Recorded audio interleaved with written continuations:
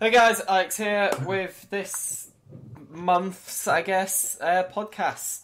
So thanks for tuning in. I'm here with JamieMe again. Yo. And we've got two guests, Josh. Hello. Is one of my friends, and George. Hello. So he's this guy from Twitter we talk to quite a bit often. And we was going to be reading Sarah for the End, and as usual I like to drop stuff on people. But George's only read the first two chapters. Oh, don't make it sound I've always got to drop someone in it. So we're just gonna skip over the bit where we was gonna talk about it a bit and just talk about what we did over Christmas, what we received or gave out. The new season, 2015 winter season started in the past week or two. So we're gonna talk about any anime that we've watched, any manga that we've read. Probably end up talking about the news as well, just a quick roundup maybe of what's gone on and anything interesting that's happened in the UK recently. So don't know if you guys want to introduce yourselves and talk about what you've been doing and what you've read and stuff in the past week. Don't know who wants to go first. Well, I'll go first because I'm probably shortest, to be fair, so get me out of the way. Recently picked up some of the new shows in the winter season, but I must admit, nothing's really caught my eye that much. I kind of tried out Tokyo Ghoul, and I don't know, the eye patch put me off. I can't take it seriously with the eye patch. What's going on? Did you watch the first season, or you just jumped straight I just into the watched second 3 season? episodes, and as soon as all the, oh god, poor me, it's so hard. I'm out. My advice for you, Jamie, is to read the manga. Just read the manga. And that is a masterpiece. It's a masterpiece. Does it still have the eye patch? Yeah, but It's not even a cool eye patch. It's like a little plaster on his eye. It develops. Wait, to a better eye patch?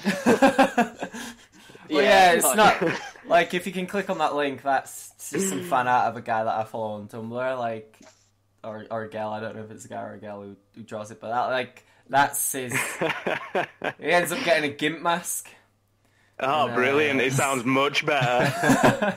I actually wore his mask at Halloween. Yeah. I went around looking like a gimp. But so is that just tried watching? But yeah, that, I mean, I dropped that quite quickly. I don't know. I might have another go. It's but not bad. It's not bad. It's a good series. I mean, the one that I was looking forward to most was... I know you all do. I think my section's probably going to be longer because half the stuff I say people are going to jump on me for, but whatever, it's all cool. But yeah, Aldanoa Zero. Oh! Yeah, that's the one that I was looking forward to most, and I must admit it wasn't what I was expecting. I didn't expect everyone to get through the last episode of the last season. I thought that was a peculiar choice. I've got my views on that. I'll talk about that when it comes down to me. I mean, I think it's still a very good show. I guess the thing is, in some ways, it was very shocking because you expected someone had to die and no one did, so that were really shocking. But in other kind of ways, it's like that Pokemon tears bringing everyone back to life. It's just not cool in some ways. I don't know, man. That picking all them tears is pretty damn sad. The other one that I obviously watched as well was Kuruko's Basketball, and again, the first episode were quite a letdown because it was just a recap for half of it. That's what really annoyed me. It was potentially just a recap episode of what's happened in the past season, and I was like, come on. And then they tease you with that guy who's just a complete dickhead, and I was like, oh, so there's a rogue Generation of Miracles guy. It's like... Well, we've already had knife crime. Now we've got people beating up women. I don't know what they're trying to tell us. Basketball's pretty intense, man. It's pretty intense.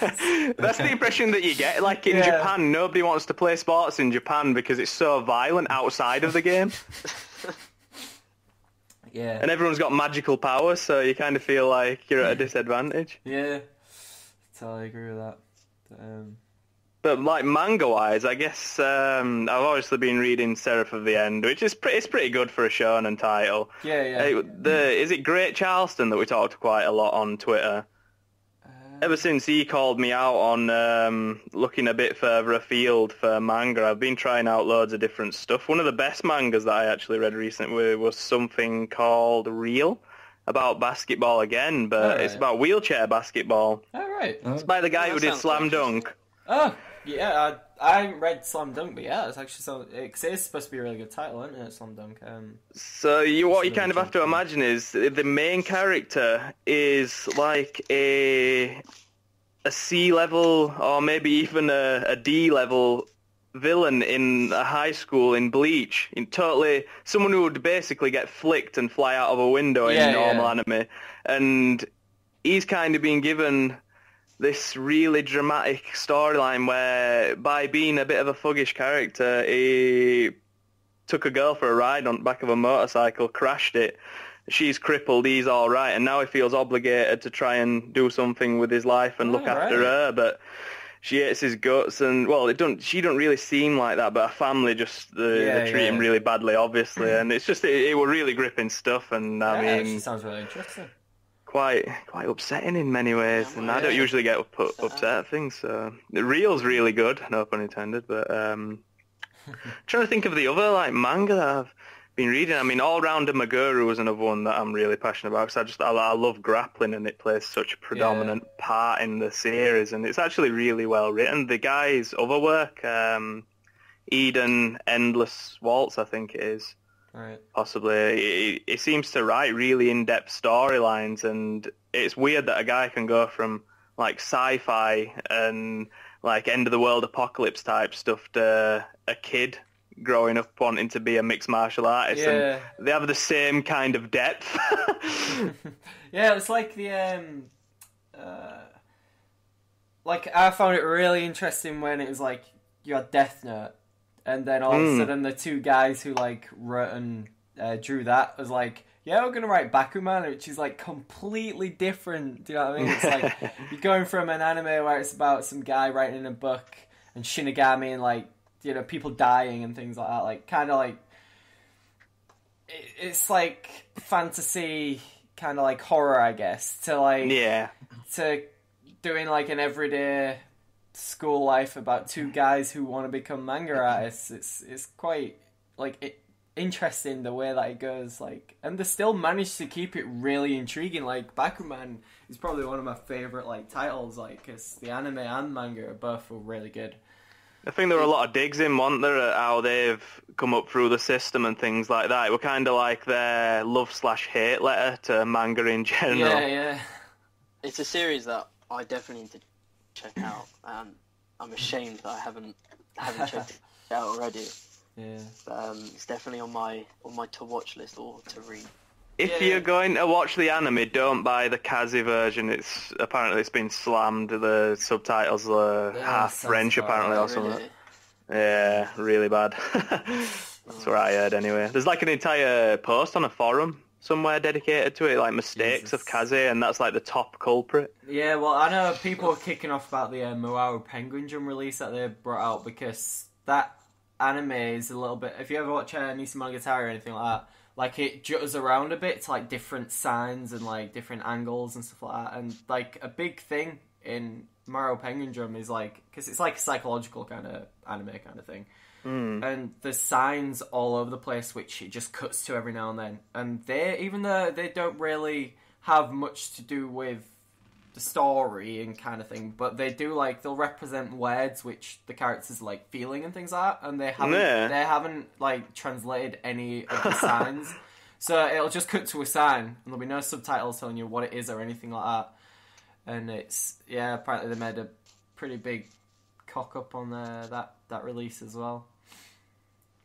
Shameful. You think they'd put the effort in, because obviously you start getting a little bit of a bad rep. I mean, they'll sell Bleach forevermore, people will still buy that, but like the more niche titles, people that buy those are well aware of Kaze's reputation, and they won't buy them until they've got confirmation that they haven't messed up on it, and a lot of times it sounds like they do mess up on it, so they're just costing themselves money. But who doesn't mess up now on releasing titles? I mean, the past couple of months, there's been so many errors in every distributor's releases.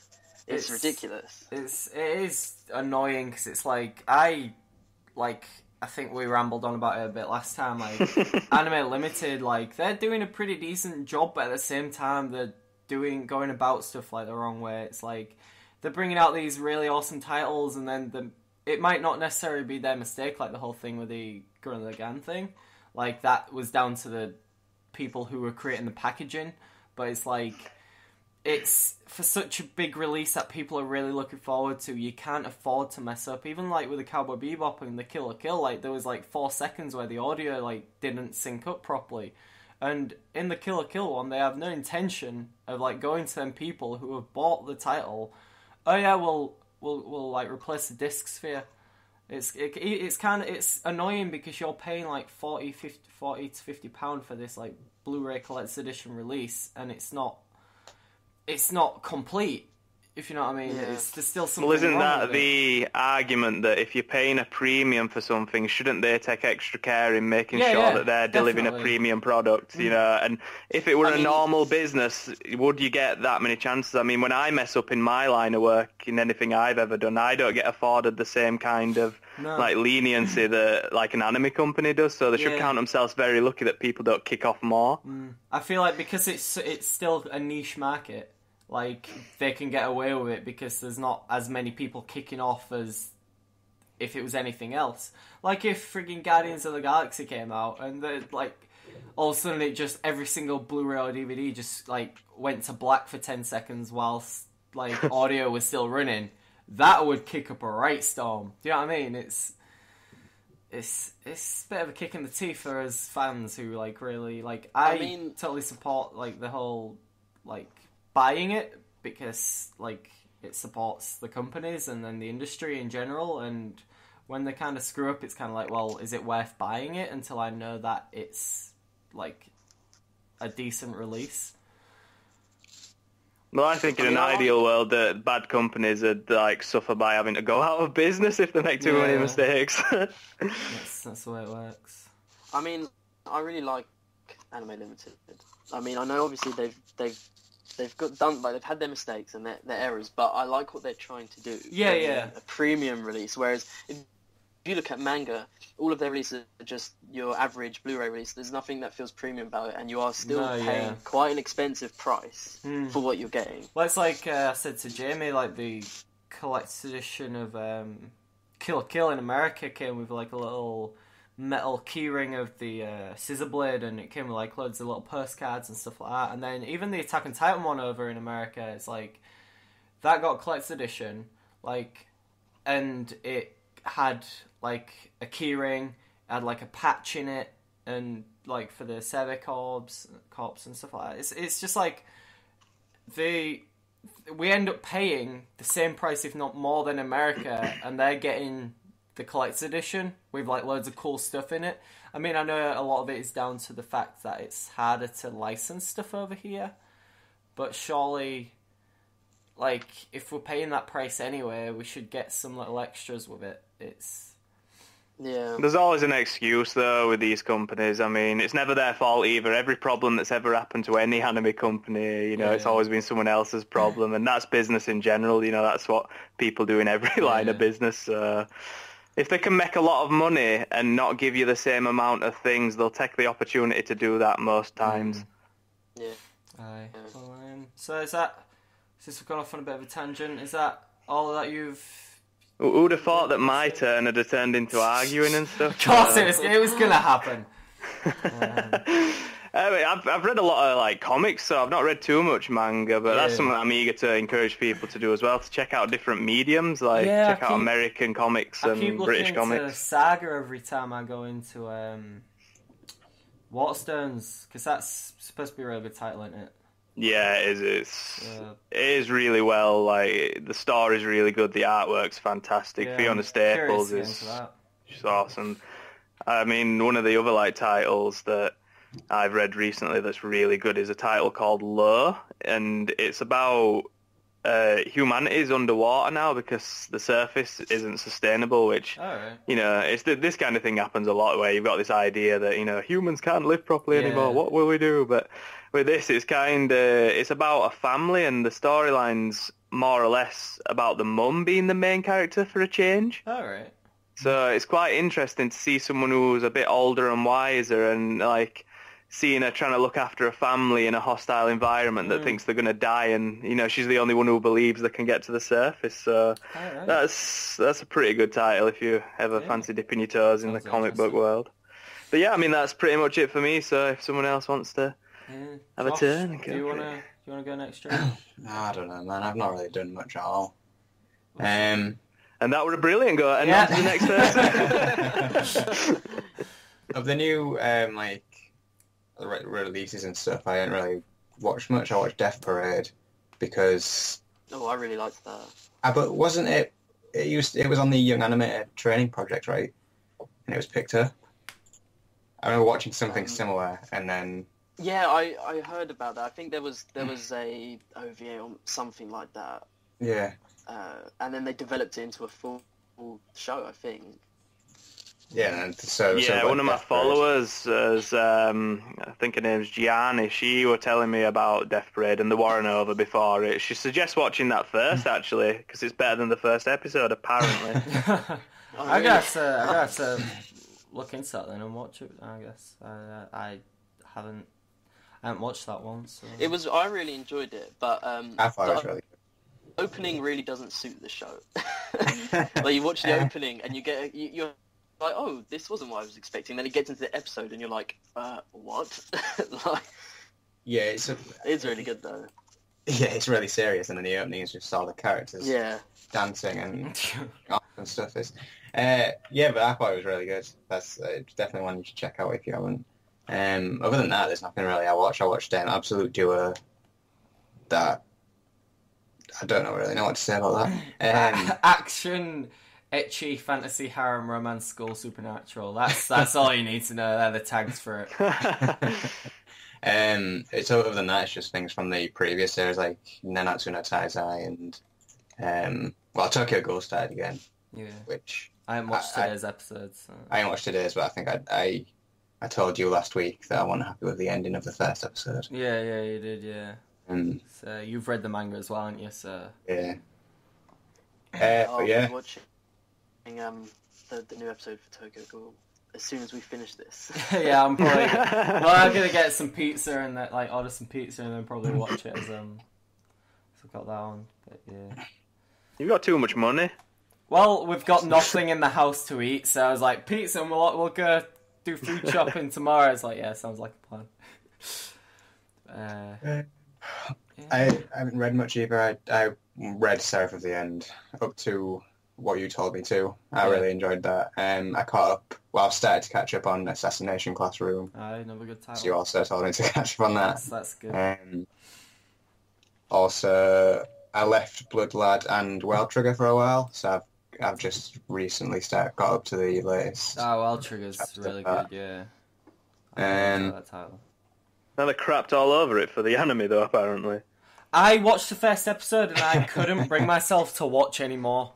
I felt like they didn't do it justice, considering the manga's different. Like the concept, like it's quite a different idea.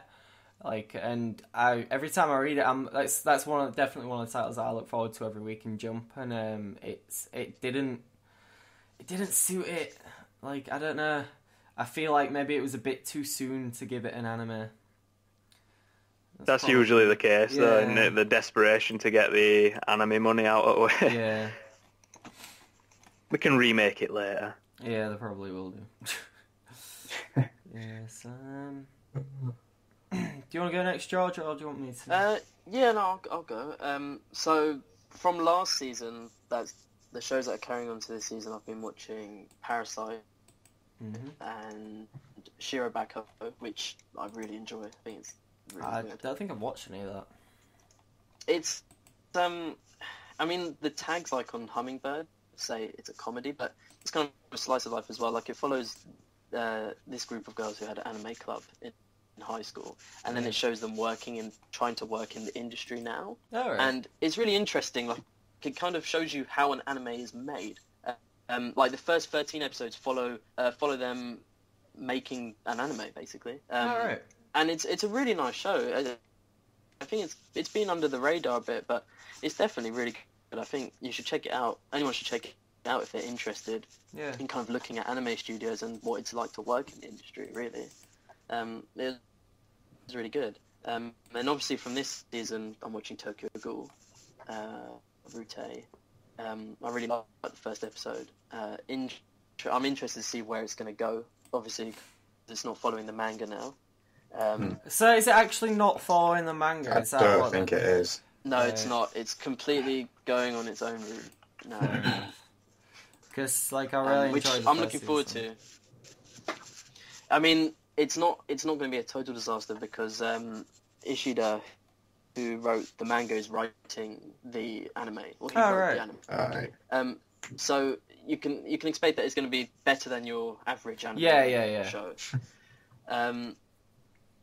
Then I'm watching Dura, which I need to start watching that. It's fantastic. Yeah, it is. Yeah, it's a really good series. Then obviously Death Parade, Assassination Classroom, Albino 02, which I think we might end up in a discussion about that. Yeah. Because I've literally just blazed through the first season and the first episode in about 4 days. Wow. Yeah. And then JoJo's. Been watching JoJo's. Oh yeah. Yeah. I really look forward to that. That was great. Yeah. Yeah, I've read the manga to the end of Stardust Crusaders, so there's a lot of good stuff to come. And it's the first episode for it. And then obviously Kuroko, which, like you guys said, was kind of just a recap episode. That was a stupid decision to make. You've waited all that time for a recap episode. I mean, obviously there were a boardroom of people who discussed, alright, so we're making Kuroko's Basketball Season 3, what should we do for the first episode? I know, we'll stall it a bit. You know, people love that. It's like, what would you even... how would you think of doing that? Make people get even more angry and... even though they're waiting for it, and I thought it was a really odd decision. Like, it probably wasn't Crunchyroll's like decision, but like I thought it was really odd that Crunchyroll didn't get the third season. Like, and I was surprised by that. But I'm assuming it's because it's like, well, if we have it on Daisuke, then we get all the money for it, even though they don't have paid subscriptions. Whereas if it's on Crunchyroll, people are playing Crunchyroll to watch it, you know what I mean? Whereas we could get the hit counters up if we keep this title to ourselves, since Daisuke is essentially just the people who make it, the companies, that it's like a group website in it kind of thing. What's their benefit from that website though? I mean, is it ad revenue or... It's free. Yeah, I was and there's no ads. wondering that because you're getting... You literally need to make an account. That's all that it is. It's weird. Like, they mentioned I didn't even have to do that. Oh, didn't you? No. Fair enough. But yeah, it's a really odd website because I don't know where they're going with it yet. They mentioned that there was probably going to do titles where you'd have to pay for them. Things like that. And they also, and it still irritates the hell out of me, we're going to have One Piece. So I got One Piece. So, well, Crunchyroll in America promised that for ages, and I think they had to pay out, money to get that. Well, it's because Funimation had it more. as well, didn't they? So, but yeah, it's like a fight to the death now for like anime licenses, like Netflix, Funimation. Netflix, putting out a bit of money to get titles as well.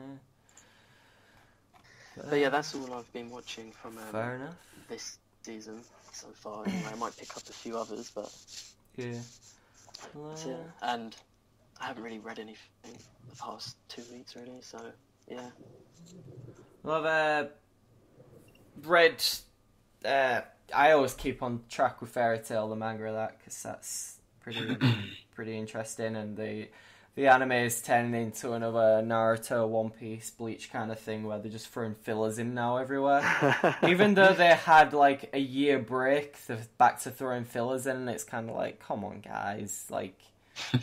I'd rather not, like, sometimes they're not bad, it's when they just end up filling them in with ridiculous, like, filler episodes, like, sometimes in One Piece they're not too bad because they actually think of an interesting story for them, and you can kind of experiment, because people, like, all the devil fruits and stuff like that, you can kind of experiment with different ideas, Whereas in Fairy Tail, it's like the latest fillers are, well, all of Lucy's celestial spirits have gone rogue, gone evil for some reason. So now, like, different members of Fairy Tail have to kind of fight them in different scenarios. So, like, one of them, she's having a quiz battle with a like Capricorn, and it's like, I don't want to watch this. This is like, why? Like, so it's at the point where I've stopped watching the anime for that until it starts up again properly. I kind of dropped Naruto like that. I don't know if because they threw in another couple of fillers, and I was like, I don't want to watch this. That wasn't even good when it wasn't in fillers. No. I mean, the manga to Naruto was pretty good, and I was pretty happy with how it ended. But I'll have to disagree with you on that one. Yeah, fair enough. But so they're like two that I haven't watched in a while. Obviously, I've been watching Parasite. That's a really good title. Fantastic. I watched the first 3 episodes of that, and it seemed alright, to be honest. Yeah, definitely. I would probably say that was my favourite anime of last year. Even though it's still ongoing. It's definitely in the top 5 for me.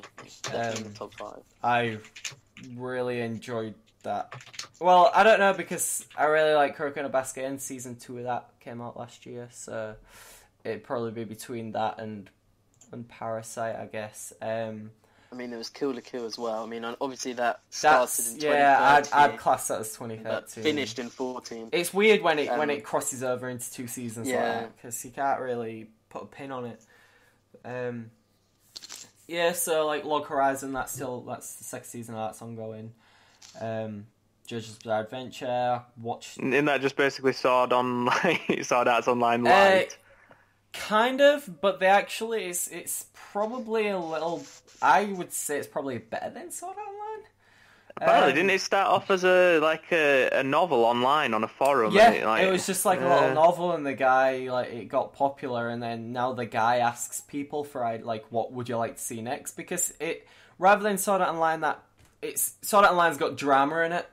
and it's very much an anime, like, do you know what I mean? It's like it's definitely one of them kind of things where it's like, oh well, these people are in danger, whereas Log Horizon kind of plays upon, it's about people who've been dragged into an MMO world, but rather than everybody's in danger and stuff like that, they're playing on, well, they're kind of stuck there, and it's still an MMO. So it still plays upon the ideas of like the all the NPCs. They're actual they're people who are they've their own they're now alive basically, and they have their own the ways of doing things. And obviously these people, these adventurers have started living in their world, and the first season is kind of them trying to make peace with the people of the land, which are the NPCs, and trying to sort out. It's really interesting. It's a really good take on an MMO, it plays upon mechanics that are in MMOs. There's just been one where there's this raid, they're fighting in a raid, and it's impossible it would be impossible to do if this was just an MMO normally, but because they're actually fighting the monsters in their reality. But yeah, it's a really good title. Well, now the main problem with Sword Art Online, it were kind of to say that they were in an MMO world, it sure as hell were as far away from being about that as... It was more about some guy just trying to get out of the system while saving someone, this girl that he likes. Well, the first season wasn't really that as much as that, but the second half of that definitely was. You know what I mean? It was well, I'm not really playing the game to play the game. But, I always felt that it started off in this idea of being trapped in a game, and if you die in reality. It's oh wow, that's an really exciting concept. And it's the bit that's the most exciting is when it all kicks off and everyone's panicking, and they just skip that bit completely out of it. Yeah. It's cut to 6 months in advance. Yeah. Let's watch Kirito crying for a bit. I think Sword Art had a lot more potential. Yeah, definitely. They could have done a full first season with just Yeah, stuck in the first game. I feel like that would have been a wiser choice. Would have been really good. Yeah, rather than playing on the light novel and where that ended, they'd have been better off like differentiating it from the light novel and the manga and having it so that was the main story and kind of just ending it there, or doing like what they did with. I suppose if they knew it was going to be such a big hit, maybe they would have done that. Maybe. I suppose one of the things that we have to like think about is, you know, sometimes like, you know, especially with me, I mean, when I'm criticizing things, the things that I'm criticizing like cultural differences a lot of the time, and it's like when I'm saying, oh, how can this be popular? You know, how can Black Bullet? You know, how can people defend that? And, you know, maybe some of these things are seen as, like, cool in things. Maybe it's cool in Japan for, like, Kirito to be crying every episode. It seems disappointing in some ways, because it seems like a lot of these animes, like especially with Sword Art Online, it just seems to diminish women quite a lot of the time, I find, with some stuff. Yeah. You know, like their importance in the storyline is somehow dependent on this male character, you know, and how he acts and how he functions. Yeah. I mean, on the flip side, nobody delivers like, you know, adrenaline like Japan does, and they have a cool, you know, honourable system about combat and things like that. So, you know, it's okay to criticise one area, you know, it's not like you're criticising all of Japan, but there's definitely that area with stuff, and you see that a lot of it in Sword Art Online and Black Bullet and the like, where, you know, there is that weird thing where sometimes I think it just doesn't click with me, because I feel like I don't understand what they're trying to tell me. Yeah, I get you. It also comes down to like preference as well, like, and if you're looking for something and then you don't get that from that particular title, then it's because it's like I said to you last time, I was like very much like I watched Black Bullet and I enjoyed it, but stuff like the problems you had with it, I was like, it's anime. I'm not really watching. I don't care about that stuff. Yeah. If it like keeps me entertained, then I'll still watch it. Well, that was the thing. In episode 1, there was that moment where they suggested something. I mean, I can't even say this, can I? Really, you know? It's so weird, and it was just like, it's like when I see something like that personally, I think of, you know, are people watching this and thinking that that's like funny? Yeah, are they thinking, you know, and it's like it's like disturbs me a little bit. It comes down to like the thing where is that like they try to appeal to people, but I guess it is kind of like a cultural thing as well. Like over here, it is pretty disgusting. Like when I watch it, I see it as anime. I was like, it's Japanese, it's anime, yeah, whatever. But like, it is interesting if like what you're saying, like thinking the Japanese like people find this like, do they like want like that to happen to them?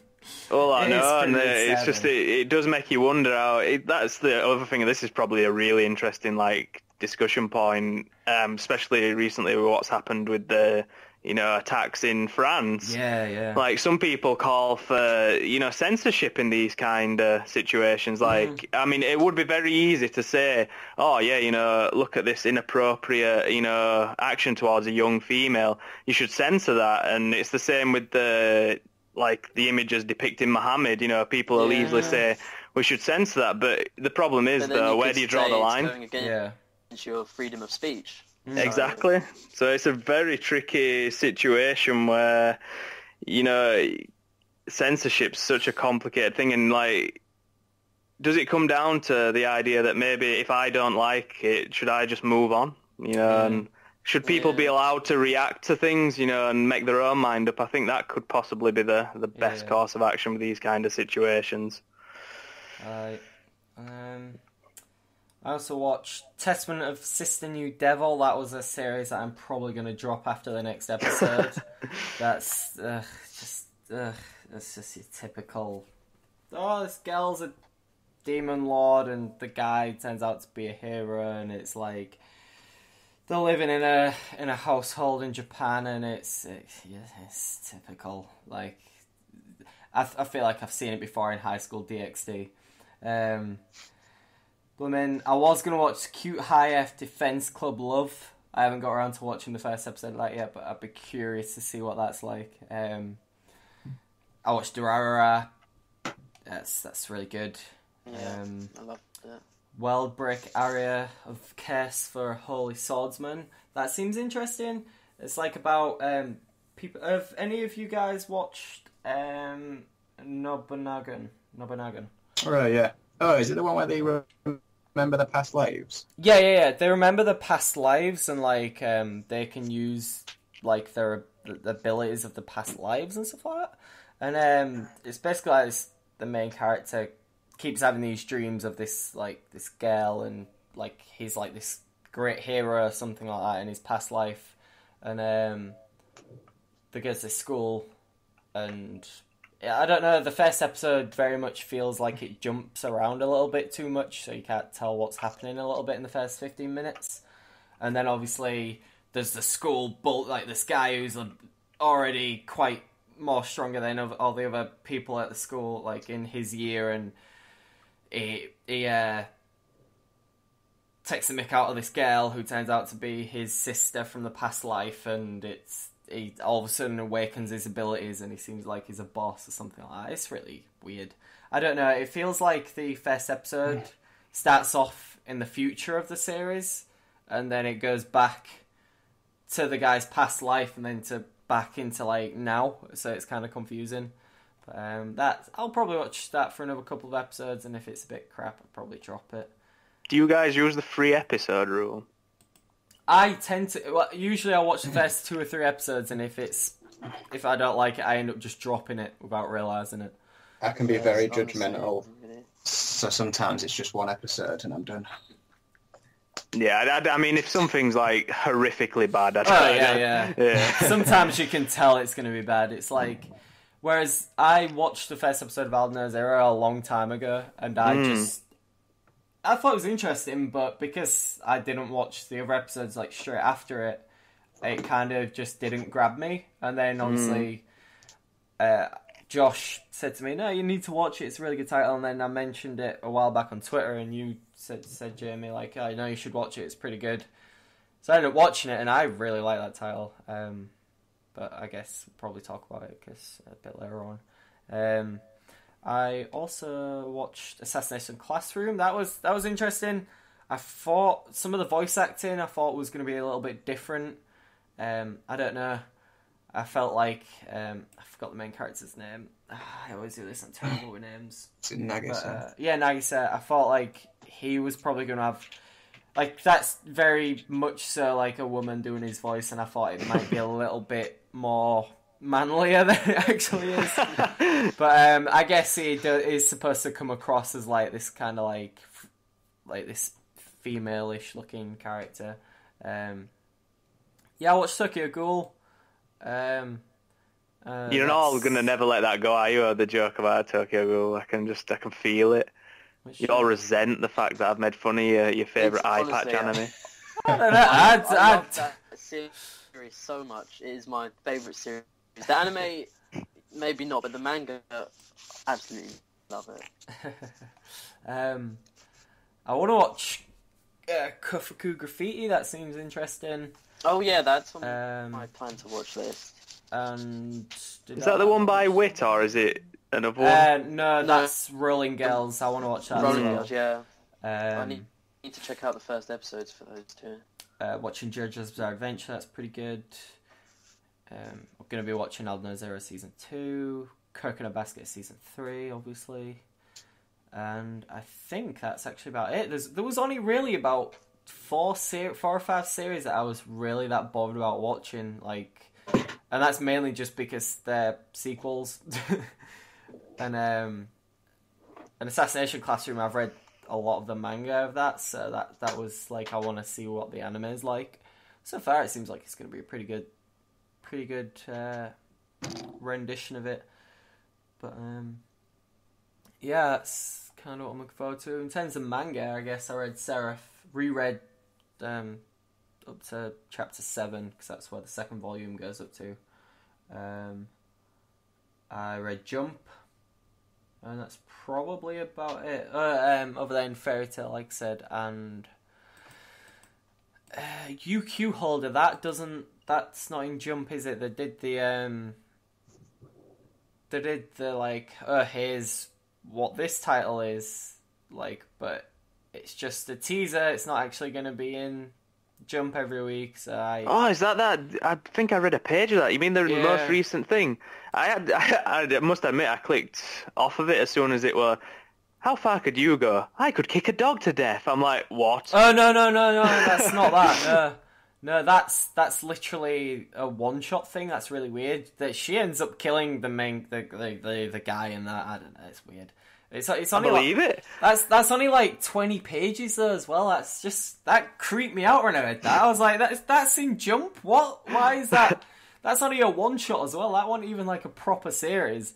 You know what's really funny? I'm not allowed to. Obviously, there's certain things that you can't mention when, like, you're writing things for, professional websites. Yet they can have a manga title in the publication about a dog being kicked to death or whatever.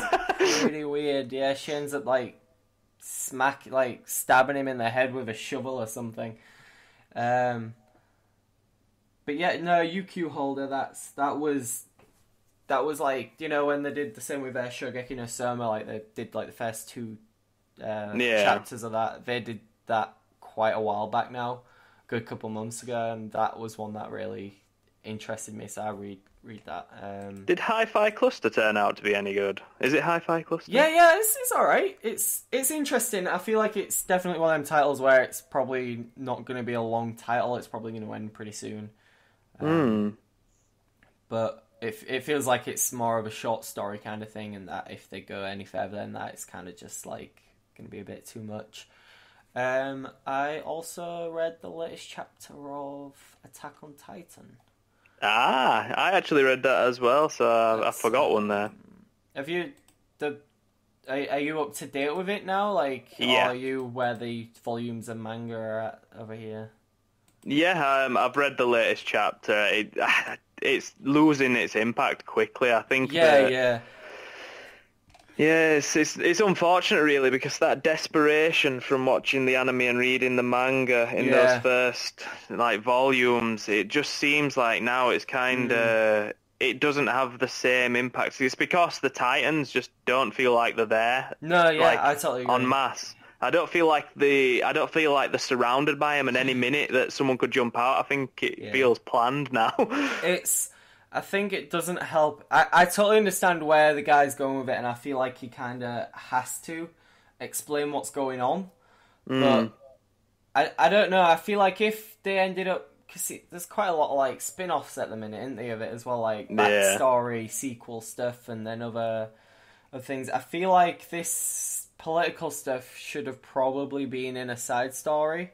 But then when I'm thinking about it, I'm like, but how would they go about explaining this? Like, there's going to be massive plot holes, and you can't expect people when they have little bits at the side of the page, well, we didn't explain this, but if you go read this other volume, this other series, spin-off series, then you'll understand it. I feel like they can't really do that with the title. So, available now in Waterstones, $9.99. It's going to be really interesting when the second season comes out next year, and if that's going to get to the point where it's going to slow down really quickly. And I'm really curious to see what the hype is around that, because that's going to be hyped to shit, and people are going to lose interest in it so quick. And I mean, I'll watch it because I enjoy Studio Wit's animation art style, the way they go about stuff. They did a really good job with Attack on Titan Season 1, and that was the first title, wasn't it, as well? So yeah. Do you think there's a possibility that they'll cut down the storyline in places, maybe try and speed it up, or do you think that they might? Is that the reason why they're waiting so long, so that they can get that political arc out of the way, and they can chop it in with the stuff that's happening? They can use it as kind of like flashbacks, oh, this is why this is happening. Here's a bit of politics. Yeah. What chapter is Attack on Titan up to now? Because I think I read up to around 50 something. Yeah, so 65 and I'm 10 chapters behind. But I mean, you were talking about how it slowed down a bit. I mean, that could be because they're stretching it out now. They want to get it to last longer. Because I don't. Apparently, I heard it was originally meant to end at around chapter 110. I think that was the. No, yeah, I feel like it could still. Original plan, but yeah, I feel like it could still get to that point. I don't think that he's stretching it out, because obviously when I'm looking at it now, it's like 65. That's actually quite a lot's happened, and considering it's a title which comes out every month, the chapters are like 50 pages long, and that's when it starts getting into political thing. Like, I look at it now at this point, and like a couple of chapters back, I was like, I can't be asked to read this. Like, because it's 50 pages and it's all political stuff, which, yeah, sure, it's interesting, but it's not what I want from it. Yeah. Titan for. But I guess it's also like the name of the title has kind of been diluted from all this like intense stuff, and then it's. Well, you're showing up for a fist fight and people are talking. Yeah.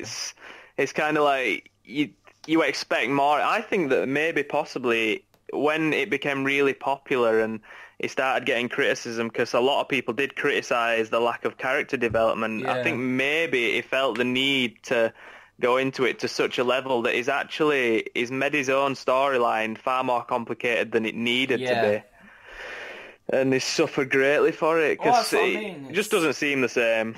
Other than the main characters, you don't really need to go into that much freaking plot development with it, because they all get killed off anyway, do you know what I mean? It's like the Game of Thrones of friggin' anime and manga like that. Friggin', as I said to Josh like the other week, I was like, all them friggin' really adorable characters that you see like in the first couple of like episodes, and just get killed off. It's like, oh no, it was the Petra stuff that were the worst. When dead against that tree, that was horrific. I was like, oh no, she's adorable. No, it's just like, why would you do that? Why would you make overly adorable characters just to kill them off, you bastard? But I like Annette best me though, because she's a grappler and she knows Muay Thai. I think that's awesome. Yeah. It's still a good title.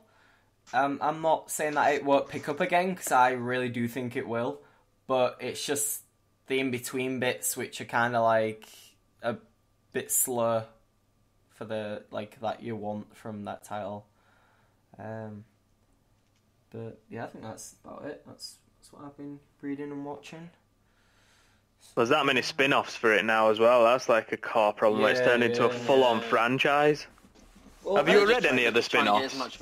No, I haven't. I think, Josh, haven't you read the prequel one? I read the first chapter or so, but yeah.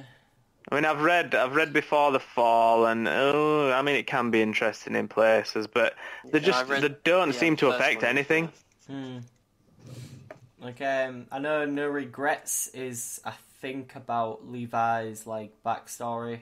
So I guess it is, and it's really, really just not very complicated at all. Yeah, there's not a lot of depth to it. It's like it doesn't like expand the character past anything that you wouldn't expect. Yeah. Just got one of my late Christmas presents from one of my friends. It was a Levi Figma. If you saw the picture. See, this is weird. I call him Levy. So now that you're all calling him that, I'm thinking, have I made a mistake here? No, I think I'm sure I was calling him Levy, and then when the anime came out and stuff, it's like Levi. I was like, yeah. Sure. Oh, don't remind me. I listened to the first episode with the English dub on. Oh my god, it's so bad. Don't they call him like Revy or something like that? With an R. Like, I'm sure they spelled his name like with an R, and I'm thinking it's an L. Why would you? I can remember because I started reading the manga before the anime came out, and so I got really annoyed with myself because I didn't know what Attack on Titan was, and then Uniqlo had like Attack on Titan t-shirts, and now I look back and I was like, them t-shirts look pretty cool, but I had no idea what it was, and then found out that the t-shirts were going for like 50 quid on eBay. I was like, I could have sold them. But yeah, like I'm sure like there was, I don't know if it was just like in the case of translation or what, but like there was some version of the anime or manga which was calling him Revy, and I was like, oh, that's not quite right.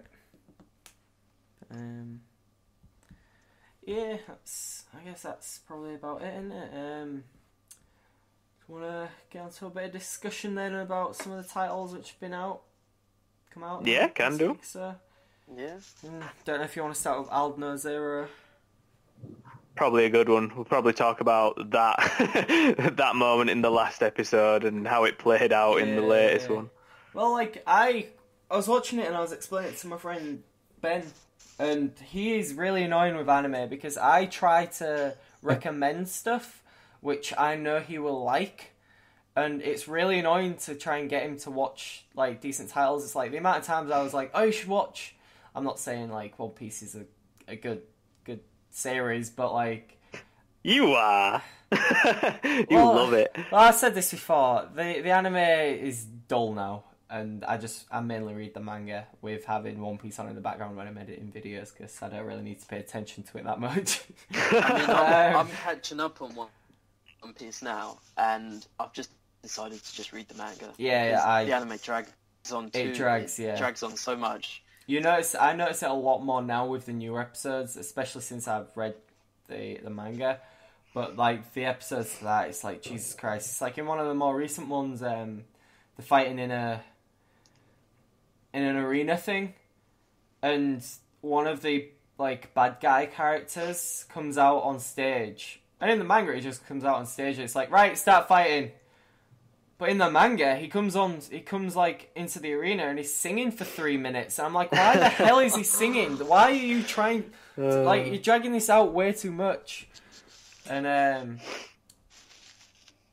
so yeah, that's kind of like irritating. But like, I tried to get him to watch like Parasite and Tokyo Ghoul and things like that, like titles which I know he'd be interested in because he likes that kind of thing. And it's like very much so like when he first started like getting into it, because he's a big fan of Dragon Ball Z. That's his like favorite. And like I tried getting him into like watching One Piece like about 4 years back, and people on his college course were watching Bleach, and he started watching that, and I was like, why the fuck are you watching Bleach when you could like? I was like, yeah, sure, it's good, like I guess, but like the only. Like, my beef with Bleach is I caught up before the whole Aizen fight started. So when that started, it was around New Year, like Christmas and New Year. So they threw in, like, 3 fillers right in the middle of this intense fight. Well, what was supposed to be an intense fight. And it kind of broke up the feel of it, like, way too much. It was like, oh, well, yeah, he could be fighting Aizen and the anime could be ending soon and it's all supposed to be intense.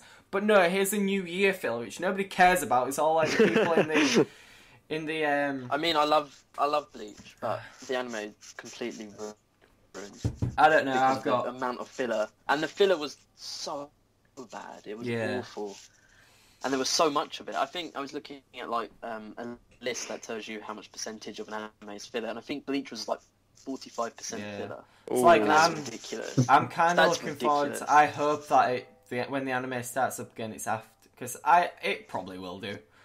I'm hoping. Yeah, it is doing. It definitely is. It's after the manga finishes. Online about it coming back this year.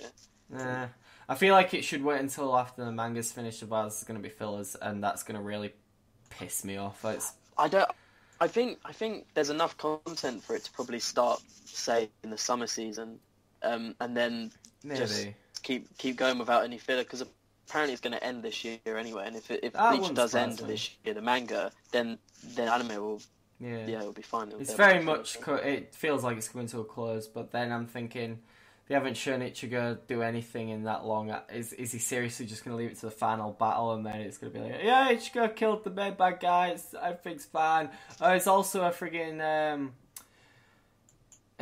he's also an angel. It's also it can control death. I mean, he's survived. He's been killed like 6 times, and he's come back to life again. And it's just like, that's the worst thing about like animes, like your Naruto's and your Bleachers. Like when the end, I'm like, loads of people are like, oh, thanks for the memories. I'm like, thank you for ending. Yeah. Thanks for just stopping making content anymore. It means so much to me that you've stopped writing content. I think it's... I mean, Bleach is... Go on, Alex.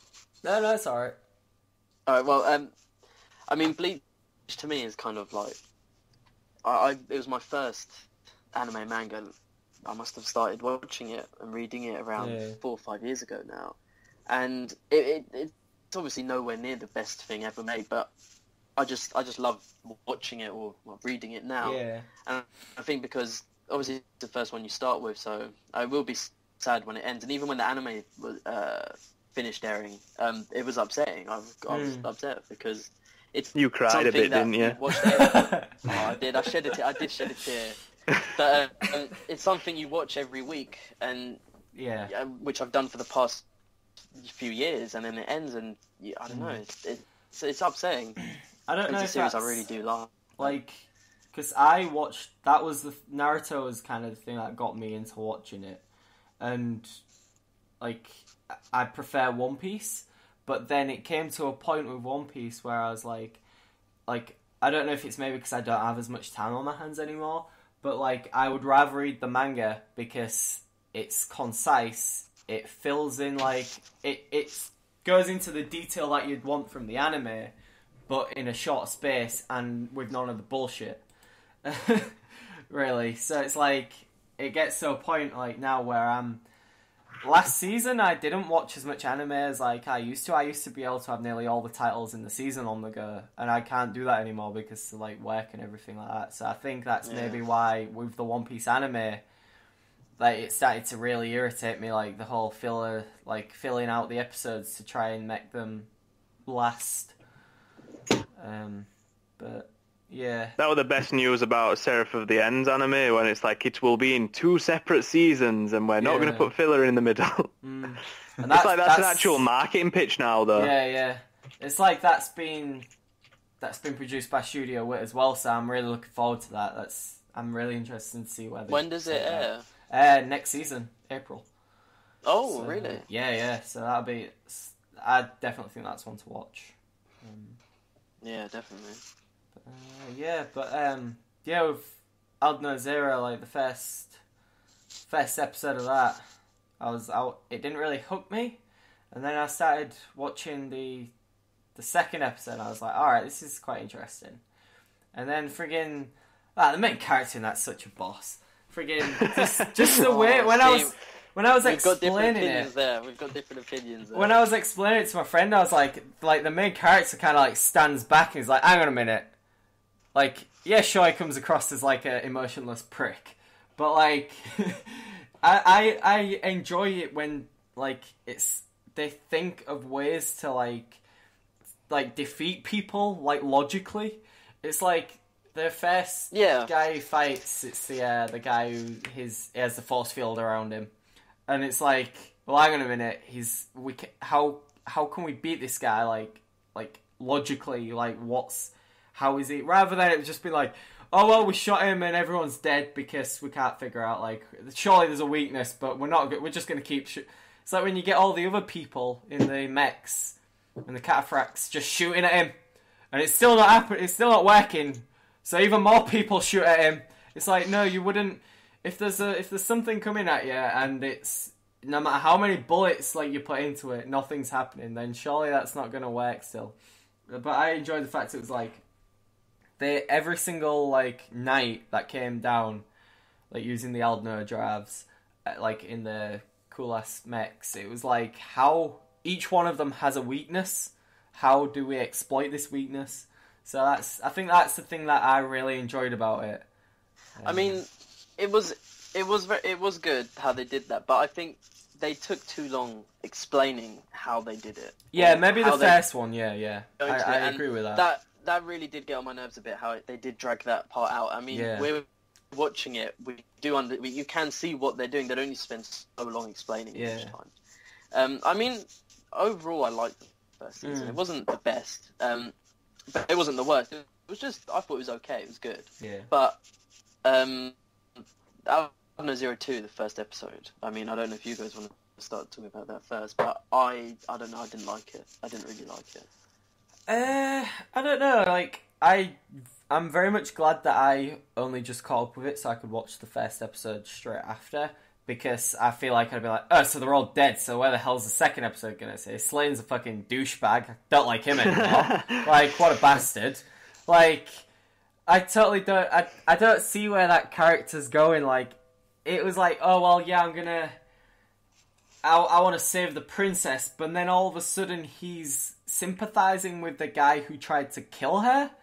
it's kind of like, hang on a minute, what's going on here? And then, like, especially in this first season when that point where the guy whose ship he's actually at, the castle that he's actually on, is like beating him up, trying, like, he's torturing him, trying to get information out of him, and he's like, no, because you could be one of the people who tried to kill her.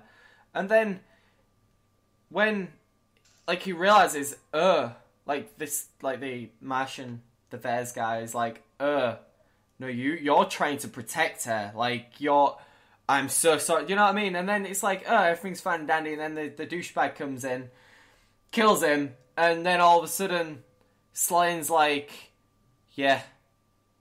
I'm gonna follow you.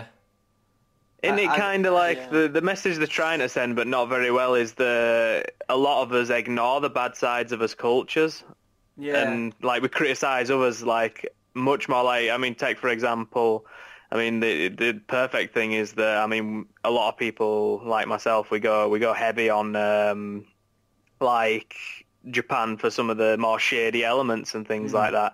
But, you know, there's stuff wrong with UK, and, like, there'll be people in Japan doing exactly the same thing, you know, back.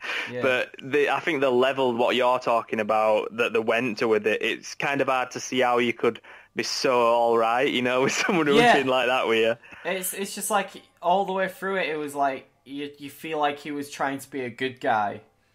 Like, he didn't want to kill anyone, do you know what I mean? And then all of a sudden it's like, when he found out that guy was trying to take out the princess after, like, he escaped from the cataphract, which had the invincible shield, it was like, hang on a minute. Like, he realizes that he tried to set up, you know, these people to kill the princess. So he shot him, he killed him. And then it was the whole thing of, it's like that point when they're fighting the cataphracts with the 6 arms. And I didn't really understand where that was coming from, because it was like they're helping each other out, but then what's the main character's name? Like Ayaha, something like that. Lelouch Jr. Water down Lelouch. it just like, it was like, oh yeah, so you're a bad guy. It's like, why didn't one of them just say, I'm trying to protect the princess? You know what I mean? It was like, but I guess it's typical anime again, like, being very vague in where characters stand. But, I just enjoyed the fact that, I totally understand what you're saying in the first season, like, the first fight with the first main cataphract was kind of, like, dragged out. But I really enjoyed the second one, where the guy was, like, the guy with the blades, and I thought that was really clever how he beat him, like, dragging him into the water, and he just explodes from, like, a combustion explosion. And, one of the main criticisms that they have, though, is that this character's got this incredible, like, John Cena-like win streak. Yeah. You know, that seems to be the problem a lot with the show. I don't see a problem with it, really, because, like, I mean, I know people who do combat sports and things, and, you know, life isn't fair. Some people are just really good at battering people. Yeah. You know, and not every character should have to have this incredible struggle to find themselves and find a skill set. Maybe this guy is just legit badass. He's got, like, an incredible mind, and in fairness, though, in the last episode, he lost bad. He lost really bad. Really. But it's like, that's kind of what I liked about it, because it's like, he wasn't a character which was bragging about how good he is and anything like that. He was very much taking a step back and thinking, like, hang on a minute, this thing's surely got a weakness. How can we, you know, find that weakness and exploit it? And then, like, they'll, like, just the fact that he was in, like, the training one, just, well, it's faster. I prefer using it. It's more agile, like, rather than, like, the military ones where they're a bit heavier and, like, a bit more clunkier to use and stuff like that. Like, I just thought that was quite interesting as well. But, I mean, I totally understand where, like, you're coming from, because that's like a thing with anime, really, isn't it? In general, it's like, oh, well, it's the main character, so he's not going to lose, but, like, or it's going to tell him something when he loses, and he'll learn about it later, or find a new power from it. But I'll fight for his friends, obviously. Yeah, the first episode of the second season, I thought that was, a lot of people's like, oh, well, it's not as fast paced as the first season. I was like, well, it's not going to be. It's the first episode of a new season. It's set in the future. It's like 6 months later, or however long it is. You know what I mean? It's it's not just going to kick off as quick as it is. Like, we thought 2 of the characters were dead, you know what I mean? It's like... Well, they should have been. Yeah, well, yeah. Who should have died? Like, realistically, I think someone should have died from that. Yeah. I'm going to go with Slane. Really think... Yeah, just because I don't like him. But I enjoyed the last battle as well in the thing where it was like... You like him better if he were dead. Yeah. Like, the last battle we thought was pretty interesting, with the fact that, like, the bad guy, like, I can't remember, isn't it? Like, it wasn't Trillum or something like that, was it? Like, his cataphracts was like, yeah, my cataphracts, basically, every single one you've just fought in one, so you've got to try and beat it all at once, and he still managed to do it. I was like, Jesus Christ, that's fucking crazy. And then he managed to get shot in the eye, and now he's got a bionic eye. But, yeah, that's pretty weird. That bit weirded me out a little bit. But I actually found it quite clever when, in the first episode of the second season, when it was like, they did the flashback of kind of like what happened, and the fact that he had the activation rights. I thought that was quite clever, the way that... I didn't get that at all. I'm like, how would... Like... I don't get how it happened, but I still find it quite clever, the fact that when... Like, when I kiss my girlfriend, I don't, like, transfer my grappling skills to her, or, like, I don't become really good at theatre acting when... Well, yeah. I guess... It's like... Isn't it supposed to be kind of... How do they transfer powers between these magical races that they've got? I assume that it's kind of a sense of she kind of maybe had to, like, just touch him and go, I give you... Like, maybe just hold his hand and go, I give you rights to, like, use the drive. Whereas, like, maybe because he saved her, like, she subconsciously did it. I don't know. It was the blood, wasn't it?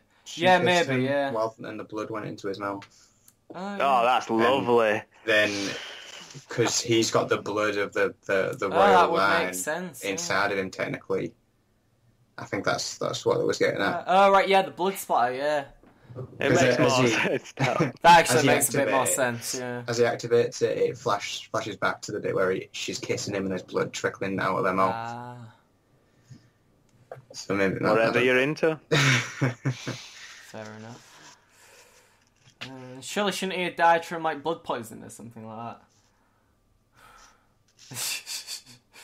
I think we're looking way too into this now. Surely they get the blood types up now. Surely they weren't the same blood types. Friggin'. But yeah, I don't know. I enjoyed it. I think that it's got potential still. I'm kind of curious to see where the second season's going to go in terms of like what's going to happen. Did anyone else notice they put a few little nods into Code Geass into it? Like the orange thing's definitely a nod. Well, I haven't watched Code Geass. So... Oh yeah. Shame on you all, John. I know you have, George, but it's probably just me that hasn't. Yeah. Have you watched it, Josh? I watched most of it and then dropped it at some point. Oh my god! What? I got up to it. Right, I've discussed this with my friend who also likes Code Geass. Is that Troy? Yeah. Well, he until very recently he was very particular with the anime that he watched. Yeah. You're very right to criticise it. The crazy guy who can hear everyone's thoughts and can't control it. Oh yeah, meow. I absolutely loved him, and then he got killed off a couple of episodes later, and I thought, no, I don't want to watch it anymore. 'Cause he's not there. How can you like him? Oh my god, he was awesome. I thought it was great, but yeah, that's why I dropped it. Yeah, it's my favourite character died.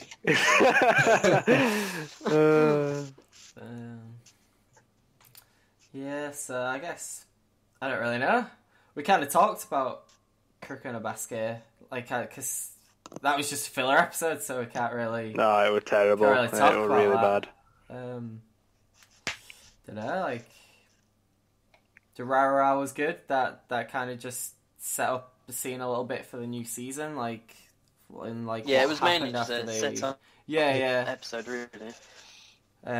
Like introducing new characters and things like that, and it was still a pretty good episode considering that. Like, I don't know, like you don't really expect Durarara to kick off in the first couple of episodes anyway. You expect that to like start getting a bit intense later on, don't you?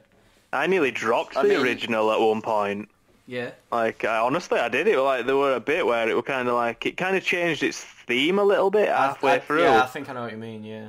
And I was kind of like, oh, well, it's getting disappointing. And I just soldiered on a bit. And I mean, last episode season were just crazy. It were well good. Yeah. It's like my local area with all little gangs and knife crime and everything. Yeah. Like, wow. It's like, it's so realistic. Yeah.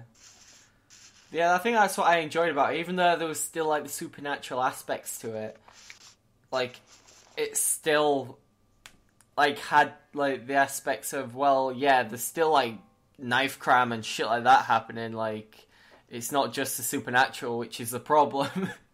It was more a story about a town than actual characters, wasn't it? That's what I liked about it. Yeah. Yeah, it has a good set of characters as well. And it can show a story about each one, really, or go to a scene of them, and it just works really well.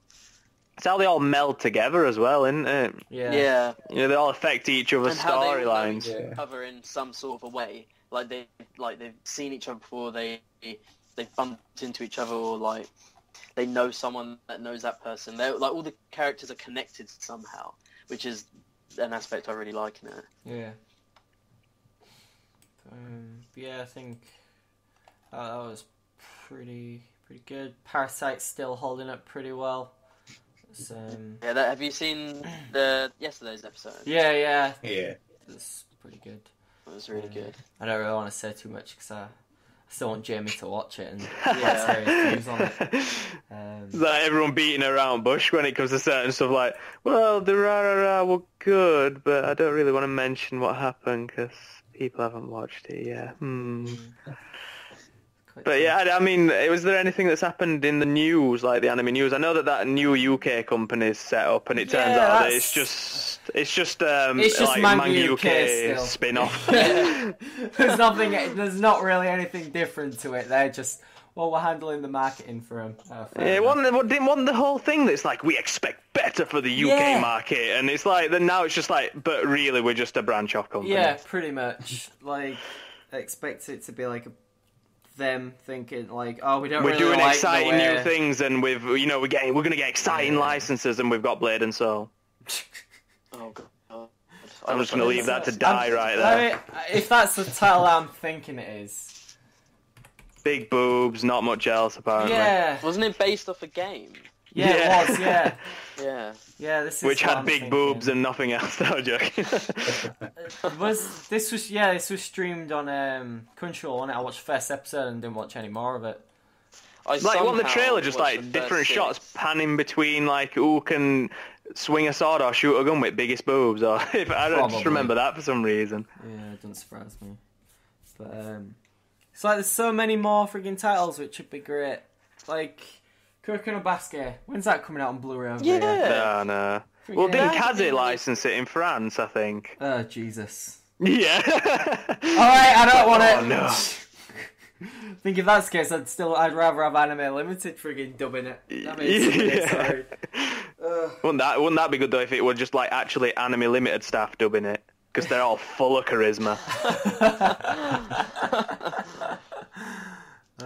I was Hey, really Andy!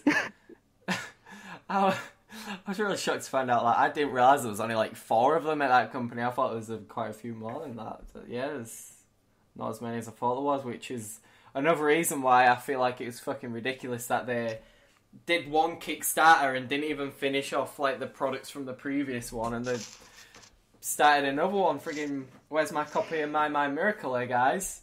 Friggin'... Yeah, I mean, I know what you mean. I had all this out with them on Twitter and things like that, and it were pretty ugly in all fairness. I mean, there were cat pictures, there were Only Fools and Horses theme songs. It got messy. Yeah, but it's very valid. It's like, why create a product and then screw the people over? You're supposed to be giving a better deal. It's ridiculous. It's like, it's kind of why it irritated me. I bought the Kill la Kill part 1. I pre-ordered it off the website, and then I went to Comic-Con and it was cheaper, and it's even cheaper now, and it's like, why the hell did I buy it then when over Christmas Christmas sale. Yeah, it was like, yeah, it was I like, think. yeah, it was really cheap, and I was thinking to myself, well, I've just been fucking royally screwed over right now, like... See, the core criticism is that they've licensed an anime, they've put it on Kickstarter, and they've done a Kickstarter where we've all give them money, but they've paid for an amount of units, and some of those have gone onto Amazon, and it's not actually benefiting the people on Kickstarter. And they're cheaper. Yeah, it's like ridiculous. It's like I to be fair, they did come out right and say we're going to make this many units, but that's not what Kickstarter's for in the first place. No, it's not. Yeah. Like, it's fine if you're going to be, like, the Clanad Kickstarter recently just finished. That game will be more expensive on Steam when that comes out. Like, that's going to be a thing, and it'll be cheaper in sales, but that won't happen for, like, a good couple of, like, at least 6 months after it's been released. Whereas, like, the people who kickstarted that, I think it was like $30, so they're probably going to get it for about 15 to 20 quid, like, is like the rough translation, isn't it? Like, it's probably about 20 quid. Yeah. And that will definitely be cheaper than, like, what you're going to pay if you do get it from Steam. But the problem, basically, that these are properties that are already well established, and they're not actually creating anything. No, they're basically translating it and bringing a little bit of extra content out for it. Do you know what I mean? But, like, you can still get it over here, but it's just not readily available, and it's like fan translations, if you know what I mean. So they're like kind of like bringing it to a platform that you can't actually get it on, and like, whereas if you're creating something which is going to be released for sale, like, you expect if the people who are kickstarting it to get it cheaper, at the very least, like, it's got to be cheaper on the Kickstarter than if you're selling it normally. Like, even if, like, say, like, a year later it's cheaper anyway, it's not that big of a problem because, like, price values drop. But when you're instantly putting it on Amazon after you've finished the back-in phase of your Kickstarter and it's cheaper, that's a massive kick in the teeth to the people who have, like... Yeah. That's definitely one of the things where it's like, if they'd have done that a couple of minutes before it ended, they would have lost so many backers. It would have been, like, to the point where it's like, oh, well, yeah. It's just a kick in the teeth for the people that have backed it. It really is. The thing is, though, I mean, I fully expect them to do another Kickstarter this year. Oh, yeah. It's probably despite all the problems that they've had with them and not delivered them on time, and, basically loads of other people have been to blame, of course they have, it's not their fault, lo and behold. But, I think they'll do another one. Yeah. I mean, I think I was reading a forum post from... Who's is it Andrew? Yeah. CEO for Anime Limited. Mm-hmm. I think he did a forum post, like, kind of outlining what their plans are for the year, and I think they're releasing... Was it another 5 or 4 Ultimate Editions? I think Probably. 3 TV shows and 2 films. Yeah, Blood Lad comes out February 2nd, I think. That's got one. Yeah, that got pushed back to February 2nd. I think it was meant to come out in January, wasn't it? Yeah, it was, yeah. Problem is, though, Anime Limited could actually be a really good company if they just slowed down a little bit. They could. I mean, I really like their releases. Like, I've got the Cowboy Bebop Collector's Edition, I've got Dura, and I've got Kill la Kill Crazy Editions, and I've got the Gurren Lagann Standard Edition. And the Collector's Editions I really like, because I really like the extra little bits you get with it, and it does feel like it's a premium product. Yeah. But, I mean, obviously, like we've been talking about, they've had a lot of problems. I mean, they've only been releasing titles for, what, a year? A year and a half, I think? Cowboy Bebop was their first. And I remember picking that up at NCM, I think, May. So they haven't been around too long, so they'll learn as they go along, but... I think they're running before they can walk, realistically. Yeah. They'd have been better off, like... What always irritates me is when people announce release dates and then they push them back and push them back. I'd rather have, like... One of the major ones which I covered on Monday is Manga Entertainment are finally turning around and saying, yeah, Evangelion 3.33... We don't know when it's going to come out. Like, we're not gonna say it's going to come out next month, and then next month say it's going to come out next month. They've literally turned around and said, yeah, it's got an indefinite delay. We don't know when it's coming out. This is due to Funimation in America. Like, I'd rather them say that right off the bat as like, it'll be ready when it's ready. Like, rather than give a release date, and then you disappoint people when you get a freaking Amazon email saying, oh yeah, it's getting pushed back another month. Like, I mean, delays have been not just in anime releases, but in a lot of things this year. I mean, you look at games. How many games have been delayed this year? Well, last year. Yeah, and like, there's majority of games last year were broke. Yeah, exactly. So, they were either delayed, broken on release, or delayed and broken on release. Yeah, it's wasn't a great year last year for games. No, not at all. But No, it really wasn't. I mean, Nintendo had some good releases.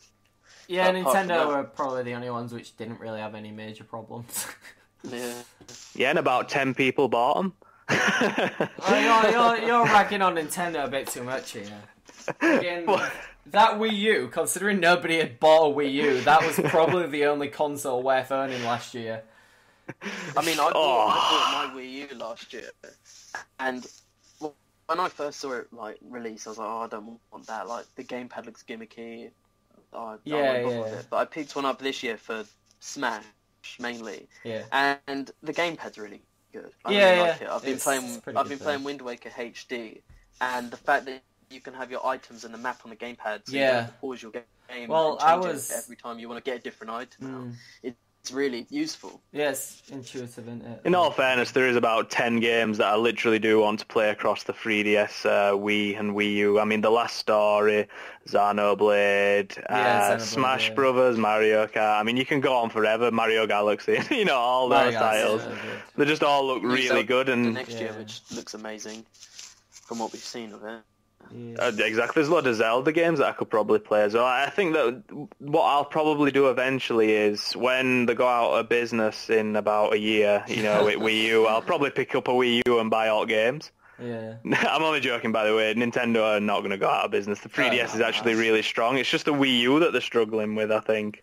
Yeah, but I think the thing is, I feel like the PS4 and the Xbox One are struggling as well. Like, it's are they struggling for sales at all? Well, no. I guess they're not struggling, but people. You're feel like thinking creatively. Oh, you think that it's struggling creatively. I can understand that. There's no games for them. They're like that's the problem that the Wii U had the previous year, because that released a year before these new consoles. Like, it had no games, and this year that console dominated because the games that they brought out were good games for the Wii U. The context there dominated. It dominated what? It dominated game score reviews because it certainly didn't dominate sales. Oh no, it didn't dominate sales. But I'm just saying, like, if you bought a PS3 or an Xbox One, I've got both of them, and like, I'm totally not gonna lie, I was disappointed with all the releases last year. Like, it was, I may as well not bought them. So was I. Like, it was pointless me having them. Like, I mean, when I look back, because I got my PS4 on launch, and I look back now, and I wish I didn't get it on launch because I haven't played that much. The only game I've played on it is FIFA and The Last of Us. That's literally it. And Infamous, when that came out, that was like Infamous, a really short story. Yeah. But now I look back and I spent 400 quid on it when it came out, and I got Assassin's Creed and Battlefield. And now when you look at the bundles for like 350, you can get free games. You feel like you've been ripped off, Yeah. Kind of is the gamble that you take with any console, though, isn't it? I guess when they're first coming out in that window. I mean, that's the thing that happened with Wii U. I mean, that's the thing that I see with the Wii U, though. Is it going to be able to rebound? Because the Vita hasn't. I didn't get my Wii U until Wind Waker came out. I got the Wind Waker Wii U. I wanted to get that bundle. So, because until then, there wasn't any games that I wanted for it. So I waited, because that came out about 6 months after, didn't it? It got released. No, I'm sure it was like a year, actually. So I waited like a year, and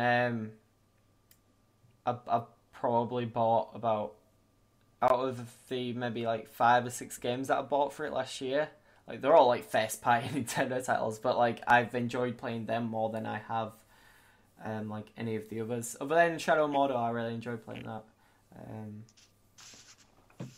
It's one of those things where, I mean, how long does the Wii U last now if the sales don't, like, significantly pick up? I mean, they're already talking about a next console. That's what worries me. The last game they've really got is Zelda. I mean, they've got Star Fox coming out, but the last big game is Zelda. And I think with that, the Wii U will probably die. Probably just slowly die out, and they'll release their new console. It's weird because I feel like the Wii hyped them up way too much. Like, that was... Motion controls, I'm not going to say it's finest because it's really not, but like the motion controls really made that console, and the reason why it sold so well is because families like I can remember when it brought something new to the table. Yeah, it was new, something like it was different. No one had seen before, and it was. I mean, I remember when I got it because I got it. I think when did it come out? I can't remember the year. 2007 maybe. Yes. I don't know, but I got it the first Christmas that it came out, and I was just like, I was so excited, and my family and I don't play games, but obviously with the Wii, everyone can play because you've got Wii Sports, you've got Wii Tennis, you've got the bowling, and so everyone had it because everyone could play it. But I think Nintendo, they got a problem with their marketing. Yeah. I mean, you bring out a new console and you call it the Wii U. People think, oh, maybe the gamepad's just an upgrade for the original Wii. Like, we don't need that. It's not clear it's a new console. It's literally just a HD Wii. Like, that's literally all it is. And I feel like I wouldn't say waited to bring a new one out, but the only thing that is selling the Wii U, it's not the Wii U selling itself, because it's still like really underpowered. Like, that console is like, considering the new generation consoles came out a year later. Do they really need the power though? I guess not. But like, it's the only things that sell that console are the first party games, which people are really looking forward to. Like, that's the only thing that drives the sales of that console. Like, some people buy a PS4 and a Xbox One as like a media center, don't they? For like the thing, whereas the Wii. I mean, that was how the Xbox One was originally like marketed. Yeah. Really, it was like a device that does everything for you, not just games. I mean, I think I would buy a Wii U if I had like an abundance of money, but it's just so difficult nowadays. I mean, with all the consoles that come out, you have to make this like decision. For me, a PS4, because I like, some of the first party stuff, it made a lot of sense. And like, I've got my PC as well for stuff like DayZ, and they're them kind of games that I usually go for. So, I'm okay with that. So like a Wii U and a 3DS and an Xbox One, it's kind of like, money. I'm not like Alex with all this loads of money, his little DuckTales vault or whatever it was. His little gold coins in. I'm probably gonna I don't know. Unless I can just keep advancing in Tesco, then I'm probably gonna run out of money really soon. You're poor on streets. I'm going for a promotion in April, so I mean, I'm obviously still in college, but I'll head to uni in around September. Oh, yeah. So I mean, when I get to there, then I'm gonna have absolutely no money then. So get the stuff while I can now. Yeah. If you've got like a next gen console all ready to take to uni, that's like job sorted, isn't it? Well, Get yourself a Netflix subscription. The next generation of consoles aren't going to come for another 7 years, I can't imagine. That's actually a good talking point. All the anime coming to Netflix. Yeah. I keep getting surprised every time I'm looking at the news. I'm like, Jesus Christ, that's another 6 titles going to Netflix. Haven't they even got Psycho? Yeah, I mean... Yeah. I mean, I don't have a Netflix subscription, but I've been thinking about getting one recently. Yeah. Because obviously there's shows on there that I want to watch, that Western shows, but also with the amount of anime they're getting on there now, it's worth watching shows that I've wanted to watch but never got around to it. Yeah. So I keep trying to push Psychopaths on quite a few of my friends, because it sounds like it's really good. It's like a psychological, like, cop freaking story. It's pretty intense. And like I've got it on Blu-ray, so that was kind of the only way. I was like, yeah, just borrow it, go watch it. And now I can just say, it's on Netflix. I know you've got a Netflix subscription. Just watch it, for Christ's sake. Like, I'm a big fan of Netflix. I mean, the amount my partner will kill me for like bragging about this fact, but I mean I've been between us on it background like all day, just to like cheer me up throughout the day. Like I get called endlessly sad by people for that, but I'm thinking now as well. Like they've started getting all this stand-up comedy on as well. I might just have that in background. They're adding a hell of a lot more. Like, I mean, I know they are trying to. Like, 'cause a lot of people change the territories, don't they? Just to get these shows. Which, I mean, it's understandable why people do that. If you're paying for it and you can kind of do that, then people are going to do it. Like, if you want to watch, I'm trying to think of a series. Walking Dead. Yeah, is that on there? Like, yeah, in US. Over here, it's like why? Of course, people are going to do that. Tell you the best the top 3 shows for me on Netflix is Breaking Bad, Homeland, and House of Cards. They're just awesome. I haven't watched the new season of Homeland. I've really wanted to watch it, but someone spoiled what happens at the end of the last one, and so I've had no motivation just to catch up. My friend's been watch the new season, which is a real shame. A friend I live with's been just like blazed through the first 3 seasons on Netflix, and I've been watching it when he's there, and it's like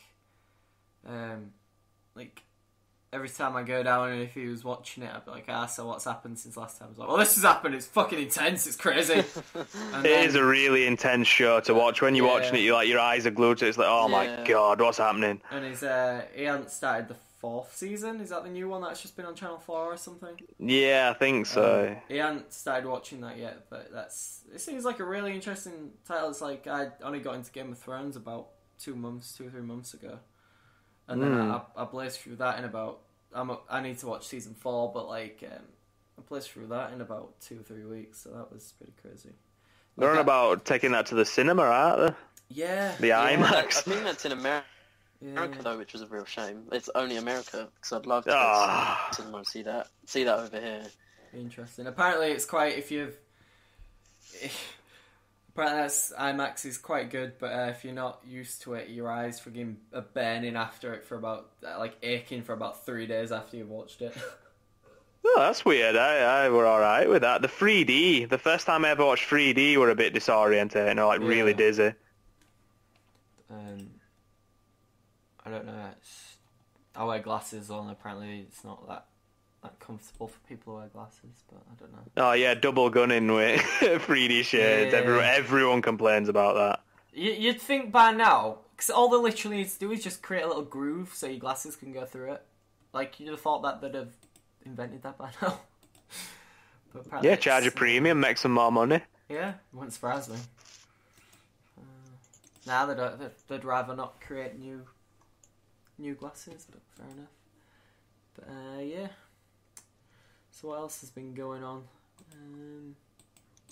I mean, it's always kind of quiet at the beginning of the year. Yeah, it has been fairly quiet. Just recently had a decent amount of manga people announcing manga that's coming out for the year. Didn't Yen Press actually do some PR for a change recently? Yeah, they did. Getting 5 titles. So, getting Durara Light Novel, Strike the Blood, as if I'm not crossing 7 seas with that Yen show Press. was absolutely awful. I need to watch. I watched it all, and the ending of it was kind of just what the fuck. It's like I wanted to finish it, and I got to episode 18, and then I just couldn't. Yeah. I couldn't go any further. I don't think you'd like it, Jamie.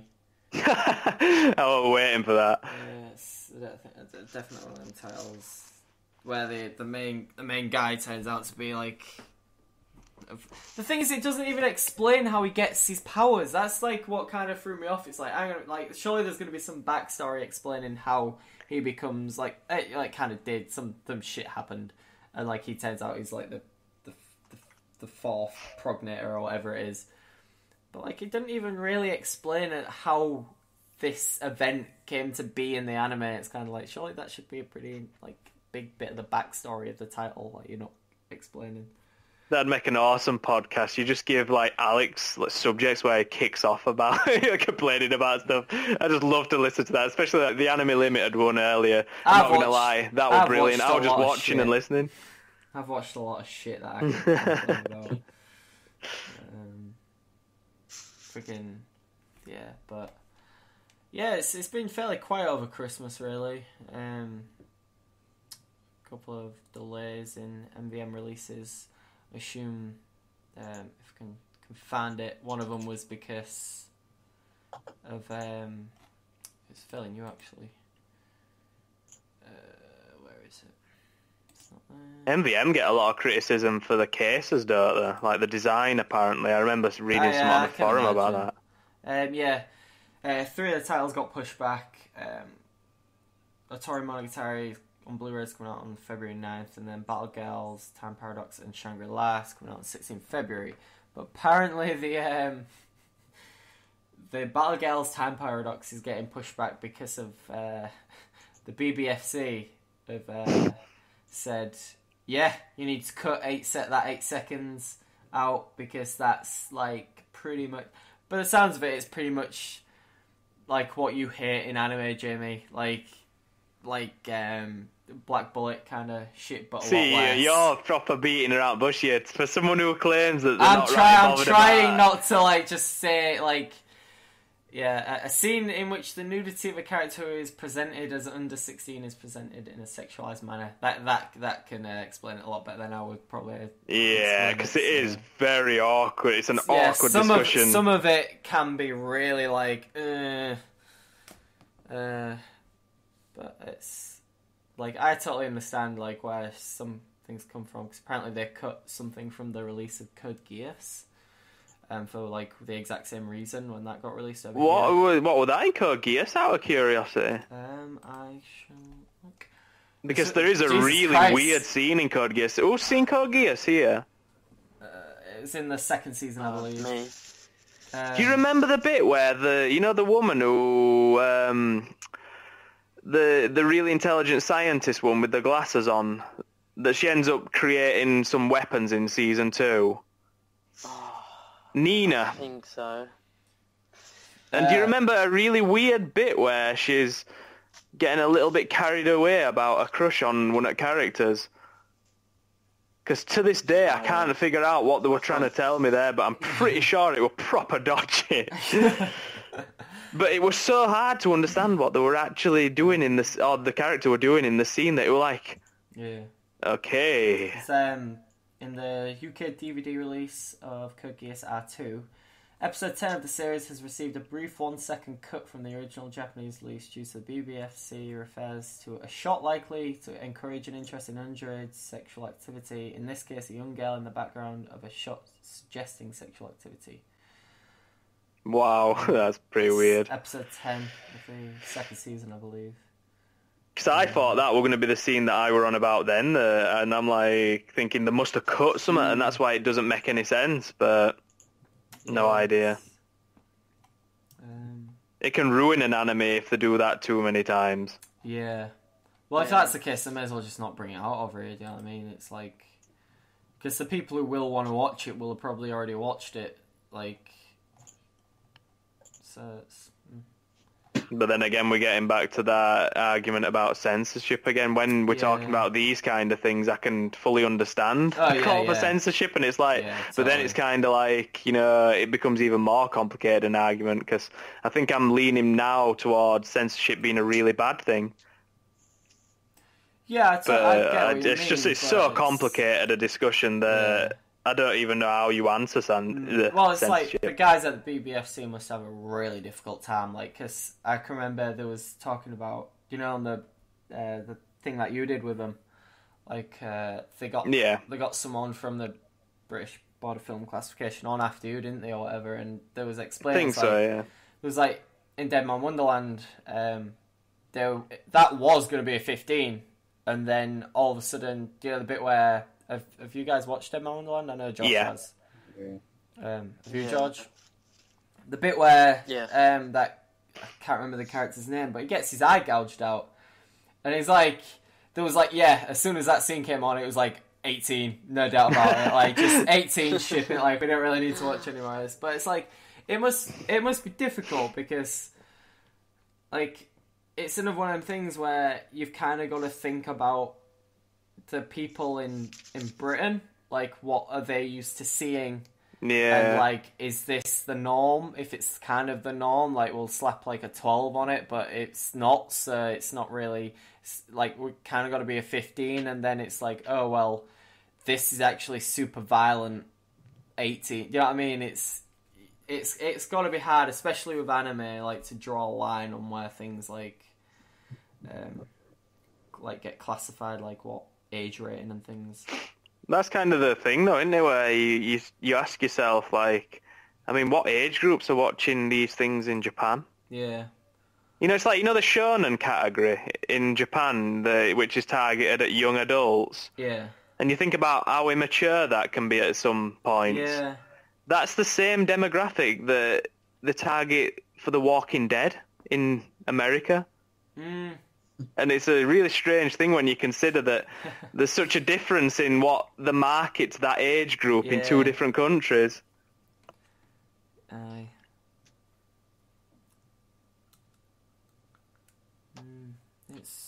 It's a difficult thing, but I guess it eventually just comes down to cultural differences, doesn't it? Yeah, and my culture's better than yours, is what everyone says, basically. Yeah, pretty much.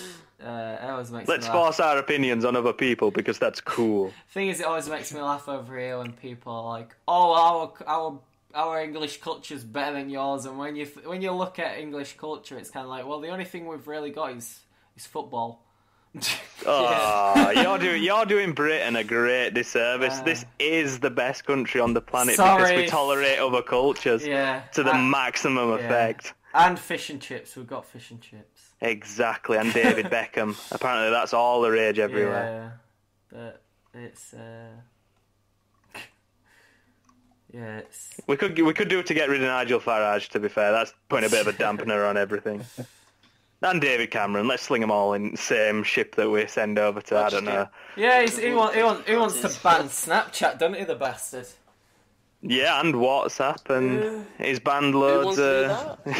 The thing is that really... This David is like, Cameron. This is going off... This podcast going on a massive tangent, but like... I mean, just the way that he's treating like online activity and stuff like that, and you freaking look at the front of newspapers and you're like, seriously, you're complaining about websites which people have to the majority of people actively have to look for to find the stuff that you're complaining about, and then on the front of newspaper you've got rape in giant text. It's like and naked women and stuff like that. It's like yeah. Priorities are all wrong. I mean, politics is a very complicated subject, especially with Britain, because I mean, you've got the Conservatives nobody likes, David Cameron, a bit of a mug, but then you look at Labour, and then you've got Ed Miliband, and when you look at him, I mean, I don't know if it's just me, but when I look at him, I don't see someone that could actually be Prime Minister or leader of a country. Well, that's the point. He hasn't projected strength, has he? No. And the problem that we've got now is that the Conservatives will destroy the country if they're left in charge. They'll turn it into something horrific, and I don't think anyone wants this, like, police state that they seem to be leaning towards, where they censor stupid things, and, you know, they want, like, control of... You know, they want to spy more and more on us every year, but at the same time, you don't want to put an inadequate leader like what people see Ed Miliband as, even though I do genuinely believe that he could be the better option right now. But, you know, it's... See, I mean, don't get me wrong, I don't support the Conservatives at all. I'm Labour. But when you look at what Labour... I mean, you look at Ed Miliband, he really doesn't know what he's doing, and... We're in a lot of... I mean, obviously the country as a whole is in a lot of debt. And Labour like to spend a lot. They like to spend a lot of money. But I can't support the Conservatives because of what you said earlier. Like, they like to spy on everyone. They pretty much want to get rid of the NHS.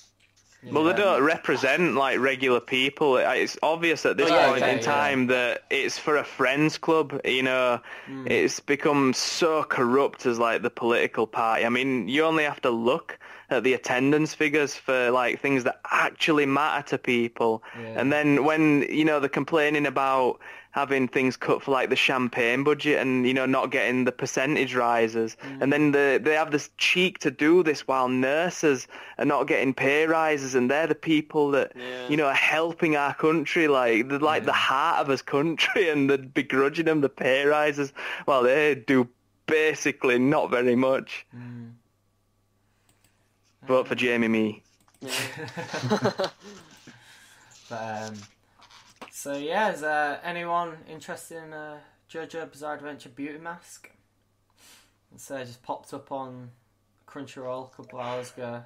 That's a bit of a change of pace there. I feel like I should get back onto something that's like anime. They're pretty fantastic, to be fair. Which is the best political anime figure? No, I'm joking. I'm gonna go for the world government from One Piece. That's pretty much. We're only joking. They're pretty much complete dickheads. To be fair, would it be bad to have like I don't know? Let's think the shonen characters. Would we want what's the name? Tsunade from Naruto running the country, like with a drink problem and gambling. Yeah, gambling. Wouldn't that basically be labour? No, we're joking. And then you've got a thing, haven't you? The guy with the bandage over his eye, isn't he basically the Conservative Party? And Naruto's the Green Party. No, we're joking. I don't know enough about the Green Party. Anyway, let's cut off the politics and get back to anime. I don't know what else is to talk about. It's gonna have to make sure that we read the manga next time, because we all did. There were only one person who didn't. Yes, yeah.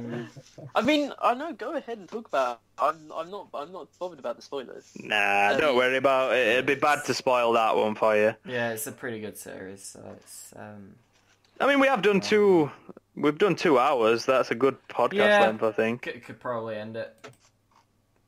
Yeah, I'm dying for a drink. 2 hours. Well, if you want, we can end it here.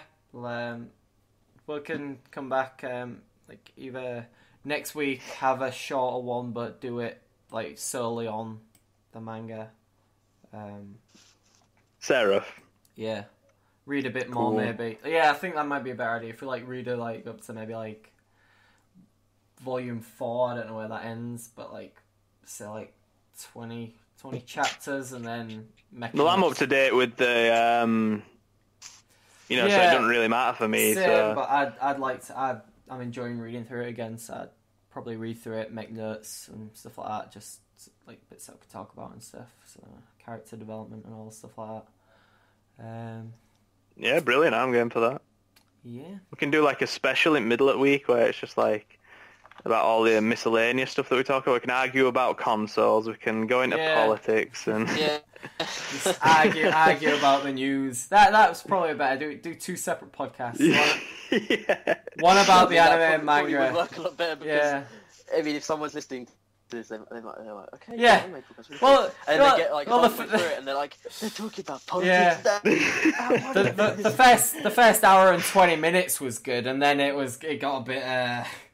I proper enjoyed the politics part. I'm not gonna lie. I liked that. We should do another one. Discuss like the country. On politics.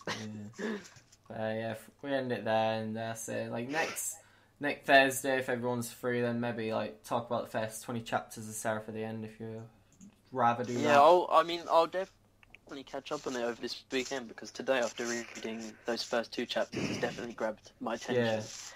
Yeah, but will you actually do it? Catch up over the next week. Yeah, I will definitely. Awesome. Yeah, I'll be honest. I actually forgot that we were doing it today, and it came as quite a surprise when like Alex popped up on my window. I'm like, oh no, I'm in trouble. You need to schedule. You need to schedule it.